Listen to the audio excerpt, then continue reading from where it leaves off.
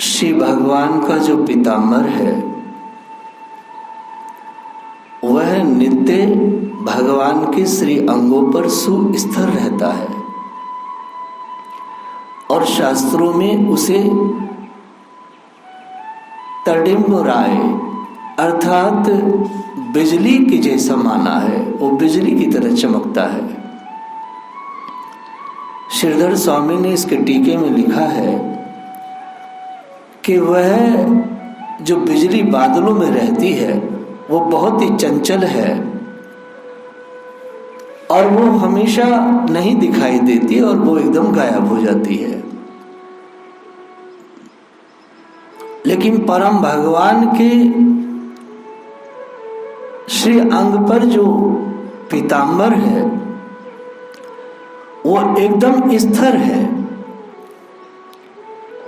इसका अर्थ ये होता है कि कितनी भी कोई चंचल वस्तु क्यों ना हो, भगवान के उस दिव्य जो पीताम्बर है उसका सीधा सा अर्थ है, भगवान मानो कह रहे हो कि जो भी व्यक्ति मेरे संपर्क में एक बार आ जाता है वो कितना भी चंचल क्यों ना हो वह स्थिर हो जाता है। कोई भी जिसका भोग प्रवण चित्त है वह नित्य निरंतर अशांत रहता है और अशांति कभी मिट नहीं सकती भोगों से। यह सिद्धांत की बात है। परम भगवान ने 16वें अध्याय के 16वें श्लोक में बोला है, अनेक चित्त विभ्रांतः मोहजाल समावृता, अनेक चित्त विभ्रांता मोहजाल समावृता।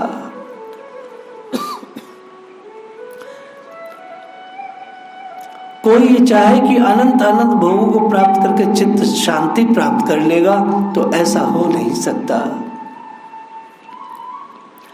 बड़े बड़े भोगी बड़े बड़े देवता सबका ये अनुभव रहा है। सब कहते हैं क्या चीज क्या करें, चीज तो सब मिल गई पर चित्त शांत नहीं है।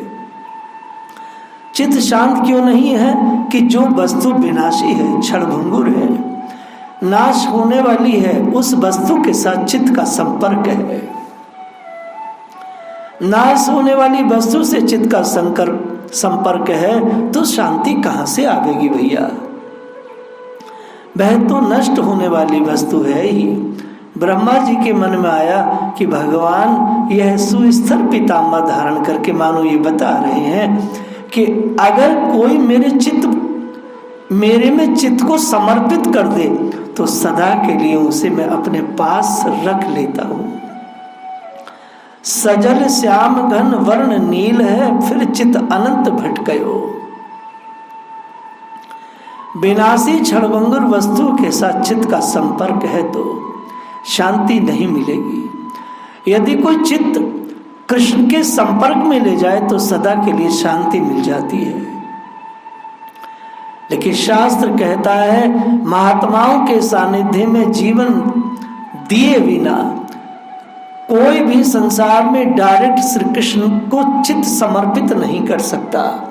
वह चित्त बार बार जाएगा जरूर कृष्ण की ओर, लेकिन चित्त फिर वापस तुम्हारे पास पहुंच जाएगा, फिर संसार में भटकेगा। जब तक कि किसी महात्मा का सानिध्य न मिले, महात्मा आपको गर्दन से न पकड़ ले, तब तक वह चित्त ईश्वर के पास लगता नहीं। जब तक हम किसी गुरु के चरणों में अपने को बांध न ले, उसके वचनों में न बांध ले। जैसे ही गुरु के वचनों से चित्त बंधता है वैसे ही चंचल मन के अंदर जितनी भी चंचलता है वह श्री कृष्ण जो बैठे हैं सबसे बड़े चंचल, वह चंचलता को, छोटी चंचलता को यह बड़ा चंचल खत्म कर देता है, अंगीकार कर देता है, अंदर ले लेता है। ये घर बैठे नहीं हो सकता, यह मूर्ति पूजा से हो नहीं सकता, ये पाठ से, ध्यान से, तप से हो नहीं सकता। इसके लिए है तो किसी तत्वदर्शी महात्मा के चरणों में उसके वचनों से अपने को बांधना होता है।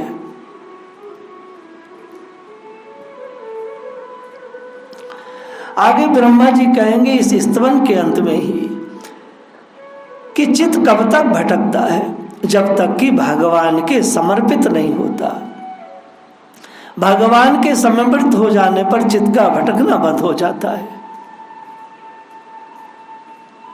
और यह डायरेक्ट नहीं भगवान से चित्त सेट होता, इसके लिए तत्वदर्शी महात्मा अर्थात गुरुजन का होना आवश्यक है। चित्त शांत होता है जब चित्त की चंचलता में दूसरा चंचल आकर समा जाए। ये दूसरा जो चंचल है इसका सामना, इसका समाना कोई आसान नहीं है, जन्म जन्मांतर तक लग जाते हैं। लेकिन यदि ये चंचल अंदर आ गया तो बाकी सारी दुनिया की चंचलता को आत्मसात कर लेते हैं, क्योंकि कृष्ण की चंचलता इतनी मनोहर होती है, ऐसी नित्य नव होती है कि उसमें जो रसधारा प्राप्त होती है उसमें इसका सारा का सारा दूसरा चांचल्य सदा के लिए मिट जाता है।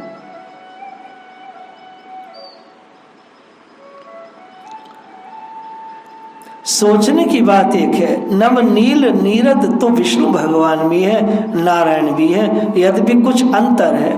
भगवान नारायण का जो स्वरूप सौंदर्य वर्ण है उसमें श्याम आभा नहीं है, विशुद्ध नीलाभ है। नील वर्ण पर उज्ज्वल आभा है और श्री कृष्ण के स्वरूप में नील श्यामाभ है। इतना अंतर है, लेकिन ये अंतर नगण्य है, दिखाई नहीं देता। लेकिन ब्रह्मा जी ने बहुत बारीकी से देखा। ब्रह्मा जी ने बहुत बारीकी से भगवान का दर्शन कर रहे हैं। किसी भगवान ने आज तक घुंघूची की माला पहनी हो तो बताइए। घुंघची जानते हैं ना, वो जो नदियों के छोटे छोटे तालाबों के किनारे जो घुंघची मिलती है कीड़ों की, और वो शंख जैसी होती है। ये वन में अपने आप पैदा होने वाली लाल लाल बनो पुंज है, और एक होती है आपने देखो जिसे लाल लड़ी कहते हैं, लाल लाल सी काली सी, वह भी घुंघची है ना, और वो पेड़ों से गिरती है। कोई संसार में पहनता है, लेकिन देखिए घुंघची की माला पहनी है भगवान ने। भगवान इसको पहनते हैं, अपने श्री मुख पर काला बिंदु लगाए हैं। घुंघची सामान्य वस्तु जिसका कोई मूल्य नहीं है, वो ढेरों मिलती है हमारे ब्रज में। लोग रत्नों को पेटी में रखे, यहाँ रखे, वहां रखे, न मालूम कितनी महंगी महंगी चीज संभाल के रखते हैं। लेकिन श्री कृष्ण की देखिए, भगवान श्री कृष्ण घुंघची की माला पहन रहे हैं। भगवान विष्णु की कौन नकल करे, वह तो मणि रत्नों के हारों को पहनते हैं। लेकिन कृष्ण को देखिए, किसी गुंजा की माला पहननी हो तो किसी भी कहीं वो घुंघची की माला पहनते, जो पेड़ के नीचे गिरते हैं फल, उसकी माला गूंथ के। ब्रह्मा जी ने कहा नौछावर है, बलिहारी इस नंद नंदन की रूप की अत्यंत तुच्छ वस्तुएं गुंजा और वह घुंघची, ऐसी मालाओं को ये धारण करते हैं। गुंजा के गहने पहने, गुंजा की माला पहने, सिर पर तो जूड़ा बांध रखा है, और वह भी गुंजा माला से परिवेष्टित है। उस पर कोई हीरे की सोने की कलगी थोड़ी लगा रखी है, नहीं नहीं, उस पर लगा रखा है मयूर पुंछ। विष्णु का तो श्रृंगार भी इतना महंगा है, लेकिन श्री कृष्ण की देखो साहब, वास्तव में असली बनमाल है, असली बनमाली है। माली बढ़िया बढ़िया फूल चुन चुन कर लाया हो, अलग अलग राजा साहब के लिए खास बगीचे सो नहीं है। यह तो साधारण पुष्पों की माला पहनते हैं। यद्यपि श्री कृष्ण इस प्रकार प्रकट के समय तमाम वनराजी हैं, तमाम शोभा सामग्री सामने है, लेकिन नहीं, ये तो पल्लवों की, पुष्पों की और तुलसी मंजरी की, कोमल कोमल पत्तों की, कहीं कहीं लाल पत्ता, कहीं हरा पत्ता, कहीं बढ़िया बढ़िया सुगंधित फूल, ये तो दीनों के बंधु हैं भैया। भगवान वास्तव में, कृष्ण वास्तव में दीनों के बंधु हैं, वनवासियों के बंधु हैं, गंवारों के बंधु हैं। ब्रह्मा जी आज अपने को दीन अनुभव कर रहे हैं, बड़े बोले बड़े लोगों के लिए बड़े माने जाते हैं वह होंगे जिनके दर्शन दुर्लभ, जहां पर पहरा लगा हो।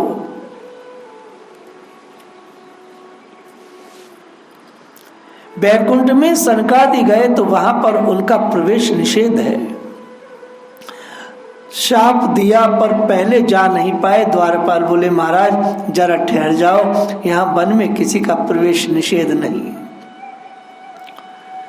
ब्रह्मा जी देख रहे हैं कि भगवान विष्णु के पास जाने में पहरा है, लेकिन श्री कृष्ण वनमाली है, यहां कोई पहरा नहीं, कोई प्रवेश निषेध नहीं। ब्रह्मा जी ने अपने मन में सोचा यह हमारे जैसों का निर्वाह तो इन ब्रजराज नंदन के चरण प्रांतों में ही हो सकता है। यह सर्व सुलभ है। कितने दयालु हैं ये कृष्ण, कितने दयालु हैं श्री चरण। ऐसा भाव बैकुंठ बिहारी में नहीं मिल सकता।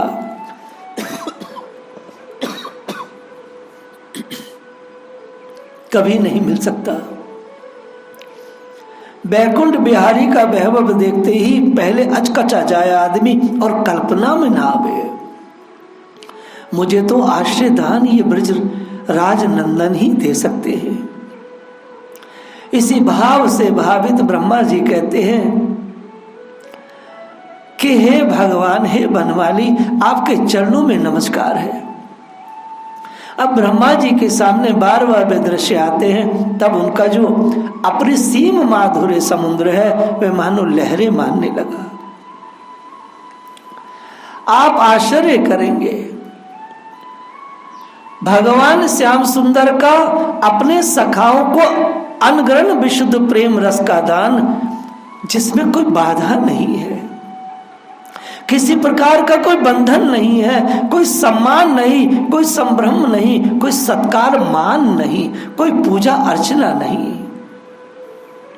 बताइए संसार में किस ब्रजवासी ने, किस गोप सखा ने श्री कृष्ण की पूजा की हो? एक ने भी नहीं की। ये पूजा पाठ ये सब नकली ढोंग है। ब्रह्मा जी के मन में बात आती है, मैं कितनी बार नारायण के पास गया, मैंने कितना स्तवन किया, कितना पूजा पाठ किया, कितना शुद्ध और पवित्र रह करके करना होता है।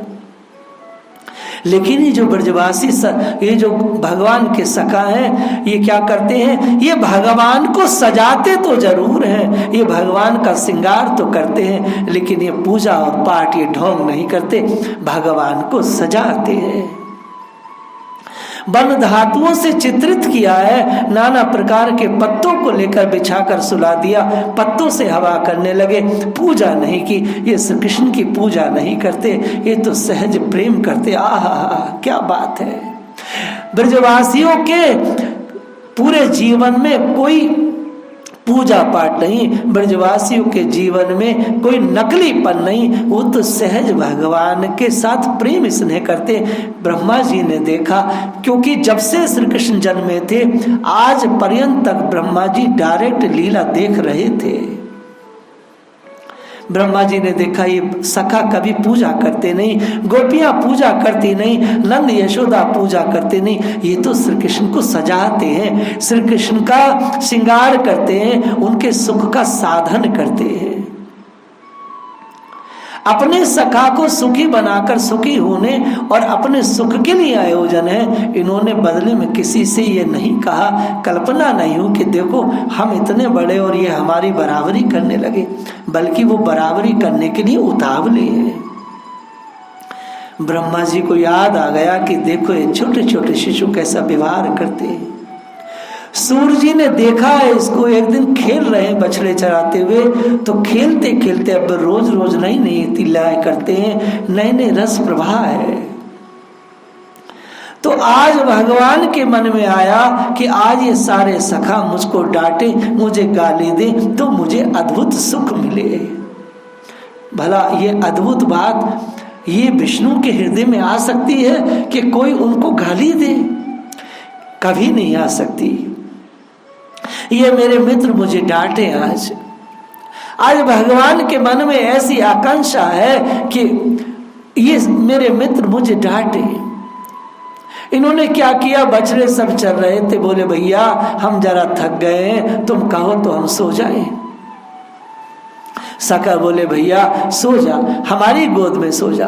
बोले गोद में कोई आकर जगा दे तो आकर छेड़ दे तो हम जरा आराम करना चाहते हैं। सखा बोले कहाँ करोगे आराम कन्हैया? कहते हैं आराम का बिछोना कैसा अलम्य वस्तु है। बोले ये जो कदम की डाल दिखती है ना, ये जरा चौड़ी चौड़ी है, इस पर हम सो जाएं। यह शेष शैया पर कोमल कोमल हजार मुख वाले शेष के शेष ऊपर से छाया करते हैं, लक्ष्मी पैर दबाती है। शीर्ष समुद्र में भगवान सोए रहे, बैकुंठ के उस दिव्य प्रसाद में भगवान शयन करे, ये नहीं। ये बोले भैया इस कदम की डाल पर सो जाए। तो बोले हाँ सो जा कन्हैया, तू सो जा, हमारे बछड़े भैया ये जरा तुम ध्यान रखियो। बच्चे बोले हाँ लाला हम तेरे बछड़े संभाल लेंगे, कोई बात नहीं तू सो जा, पर देख बहुत देर तक सोइयो मत। बोले हाँ थोड़ी देर आराम करके नीचे उतर जाऊंगा। गए ऊपर जाकर लेट गए। इनकी निंद्रा कैसी है?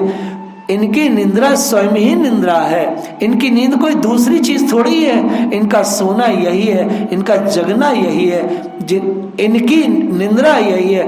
भगवान ने आंख मूंद ली। अब थोड़ी देर तक सखाओं ने देखा कि सो रहा है, इसे जगाओ मत। अब उसको जगाए बिना मन लगे नहीं। श्याम सुंदर बीच में ना खेले तो सबके मन व्याकुल हो जाए, बच्चे व्याकुल हो जाए। बोले कन्हैया उठ। कन्हैया तो सोए हैं, उठे नहीं। बार बार पुकारे, रे उठता कौन है? जरा पेड़ पर चढ़कर हिलाओ तो आप जगेगा। इतना विशाल कदम, पेड़ हिले नहीं। अपनी जान से चेष्टा करें, पुकारे जोरों से, रे उठ जा, रे उठ जा। कंकड़ फेंके तो दूसरा कहे भैया बाके लग जाएगी, ऐसे मत मारो, ऐसा फेंको कि लगे ना। एक ने कहा फूल फेंको। इस प्रकार नाना प्रकार की चेष्टाएं करके श्री कृष्ण को जगा रहे हैं। बच्चे खींच गए, डांटने लगे। बोले आया है कहीं का राजा बन के, रे अहीर के नीचे उतरा। अब इस तरह से जब कह रहे हैं तो सूर जी ने गाया है, न्यारी करो हरि अपनी गैया, ना हम चाकर नंद बाबा के, न तुम हमरे नाथ गुसैया।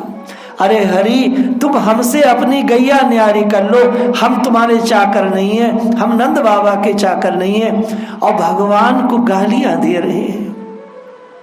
श्री कृष्ण सखाओं ने कहा न हम तुम्हारे पिता के नौकर हैं, न तुम्हारे, हटाओ अपनी गैयाओं को अलग। आकर सो गए, बहुत बड़े राजा है गए। भगवान ने उतरकर हाथ जोड़कर बोले भैया भूल है गई। भगवान प्रसन्न हो गए कि देखो हमारे सखा कैसे निर्मल आंतरकरण है, इनके हृदय में कहीं कोई छल छदम नहीं, बनावट नहीं, जो भाव आया वही भाव इन्होंने व्यक्त कर दिया। ये इतने निश्चल है। भगवान को सरल लोग बड़े प्यारे होते हैं, सरल लोग परमात्मा को बड़े दुलारे लगते हैं बुद्धिमानों की अपेक्षा। इसलिए तार्किकों के सामने भगवान रस रूप नहीं प्रकट होता। भगवान उनके सामने जाना ही नहीं चाहते। भगवान को वो ऐसे समझेंगे ही नहीं। ब्रह्मा जी को तर्क करेंगे बीच में आगे, पर इस रूप की सिद्धि के लिए नहीं। ब्रह्मा जी डर गए कि तर्क की बात कह दी, परंतु हमें तो ये श्याम रूप चाहिए। ब्रह्मा जी को याद आ गया कि ये बच्चों के साथ, बच्चों के प्रति इनका कितना प्रेम दान है। फिर ये याद आया कि देखो ये तो आकर बछड़ों के सिर सूंघते, बछड़ों के मुख चूमते हैं, अपने हाथों से हरी हरी कोमल घास खिलाते हैं। छोटे छोटे बछड़े पानी पीना नहीं जानते, ये नन्ही नन्ही अंजलियों से भर करके उनको पानी पिलाते। बछड़े अपनी जीभ से निकाल कर लप लप करके पीते। ये लीला ब्रह्मा जी ने स्वयं देखी थी। जब कोई पात्र नहीं मिलता है श्री कृष्ण को, तो पीताम्बर को तालाब में डुबो करके भिगो करके बछड़ों के मुंह पर डालते। ये श्री कृष्ण की लीला को स्वयं देखा, बछड़ों की सेवा करते देखा, गोप शिशुओं को रुचि से आदर करते देखा, उनकी भी सेवा करते देखा। श्री कृष्ण को ब्रह्मा जी ने सारी लीला देखी।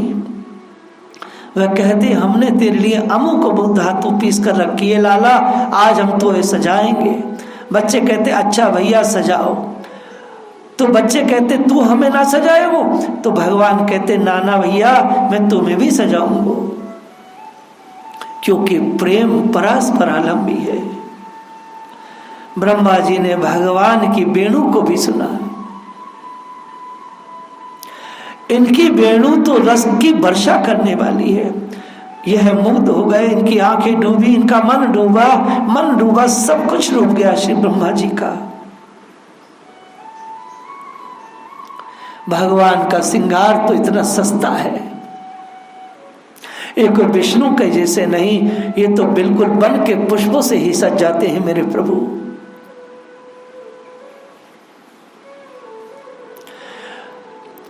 ब्रह्मा जी के मन में आया कि मैंने विष्णु को कभी खाते नहीं देखा, लेकिन आज तो मैं इनको खाते देख रहे हूं। देवदान दही भात का कोर लिए नैवेद्य लगाने के लिए कोई दूसरी सामग्री नहीं, तो स्वयं खा रहे हैं। ब्रह्मा जी ने देख करके मुग्ध होकर के कहा, महाराज वह शंकर चक्र गदा पद्मधारी भगवान हमें नहीं चाहिए, उनके सामने जाने में डर लगता है, कौन बच्चा जाकर उनके साथ खेले। बोले महाराज करतल पर देवधान, कांख में वेणु, बैत और सिंह लगाए, कछोटी में वेणु, खो से यह जो अपरिमित शोभाशाली नंद नंदन है, इनको हमारा नमस्कार है। यहाँ तो बस जब किसी को आकर्षित करना हो मुरली बजा दो, गायों को इकट्ठा करना हो सिंघा बजा दो। गाय डरती नहीं इनसे, ऐसी नरम नरम छड़ी है कि यदि किसी गाय को स्पर्श हो जाए तो गाय समझती है नहला रहे हैं, सहला रहे हैं। सारे के सारे मधुर मधुर मधुराति मधुर सामग्रियों से संपन्न भगवान कृष्ण को देख करके उनके मन में इस प्रकार की सब बातें आ गई। सारी बाल लीला ब्रह्मा जी के हृदय में स्फुटित है, आंखों के सामने आ गई। अब ये देखा, याद आई, क्या देखते हैं, ये लीला कितनी मधुर है, हमने तो पहले भी इनके रूप देखे। ब्रह्मा जी के मन में बात आई, सारी सृष्टि की बात उनके आंखों में आ गई। क्या आ गई, मैंने पहले भी इनके बहुत सारे रूप देखे, इनको कुर्म बनते देखा, इनको मत्स्य नारायण बनते देखा, इनको नरसिंह अवतार की बात याद आ गई। वे कांप गए, उस समय ब्रह्मा जी भी कांप गए। ब्रह्मा जी ने स्मरण किया, वह रूप मैंने देखा जब माता जी माँ लक्ष्मी मेरे पास आई और मुझसे आके बोली, हे ब्रह्मा जी आप आकर के स्वामी को थोड़ा सा शांत करो। ब्रह्मा जी को याद आया कि मैं इतना कपकपा गया था, माता जी मेरी जाने की इच्छा नहीं है, आप जाओ। श्री लक्ष्मी जी गई कि मेरे तो पति हैं, मान जाएंगे, लेकिन नरसिंह भगवान तो बिल्कुल नहीं माने। लक्ष्मी जी भी लौट गई। ब्रह्मा जी विचार करते हैं, यह जो नंद नंदन है, बस इनके अलावा मुझ दीन का कोई भी नहीं है। विष्णु के पास जाने में डर लगता है, बस मैं तो इस नंद नंदन के चरणों में ही अपने जीवन को समर्पित करता हूँ। ब्रह्मा जी ने पूरी तरह से विचार किया कि श्री कृष्ण जो है इनके जैसा दयालु कोई नहीं है। यद्यपि वामन है, मत्स्य है, नरसिंह भगवान है, आदि अनेक भगवान के स्वरूप है, लेकिन ऐसे दयालु श्री कृष्ण जो सहज वन में सबको सुलभ है, मैं तो अपने नंद नंदन के चरणों में अपने जीवन को समर्पित करूंगा। यह दृढ़ता श्री ब्रह्मा जी स्तवन करते में ला रहे हैं। आगे की लीला को हम लोग कल स्मरण करेंगे। जय राधे।